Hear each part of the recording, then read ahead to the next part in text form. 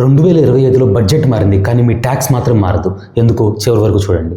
మొన్న బడ్జెట్ తర్వాత నాకు కొంతమంది కాల్ చేసి, సార్ ఈ సంవత్సరం నా ఇన్కమ్ కేవలం 12 లక్షలే, సో రేపు ఏప్రిల్లో నేను ఇన్కమ్ ట్యాక్స్ ఫైల్ చేసేటప్పుడు నేనేం ట్యాక్స్ కట్టనవసరం లేదు అని అడుగుతున్నారు. ఇంకొంతమంది ఫోన్ చేసి, సార్ నా శాలరీ 11 లక్షలే, ఆల్రెడీ నా టీడీఎస్ ₹1,00,000 కట్టయింది, రేపు ఏప్రిల్లో నాకు రిఫండ్ వచ్చేసింది కదా అని అడుగుతున్నారు. కానీ అందరూ గుర్తుంచుకోండి, 2025 బడ్జెట్ ఎప్పుడు అప్లికబుల్ అవుతుంది అంటే మీరు 1 ఏప్రిల్ 2025 నుంచి 31 మార్చ్ 2026 మధ్య సంపాదించే ఇన్కమ్కి మాత్రమే అప్లికబుల్ అవుతుంది.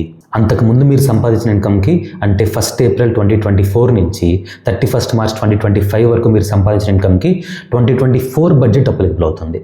చాలామంది ఈ విషయంలో కన్ఫ్యూజ్ అవుతున్నారు. సో అందుకే ఈ బడ్జెట్ అనేది మీరు 2026లో ఫైల్ చేసే ఇన్కమ్ ట్యాక్స్ రిటర్న్స్కి అప్లికబుల్ అవుతుంది.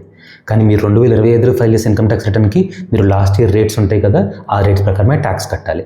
అందరూ గుర్తుంచుకోండి. చాలామంది ఈ విషయం తెలియక కన్ఫ్యూజ్ అవుతున్నారు. మీ ఫ్రెండ్స్ అండ్ ఫ్యామిలీ అందరికీ షేర్ చేయండి. ఇలాంటి లేటెస్ట్ అప్డేట్స్ కోసం సాయి కృష్ణకి సబ్స్క్రైబ్ చేసుకోండి.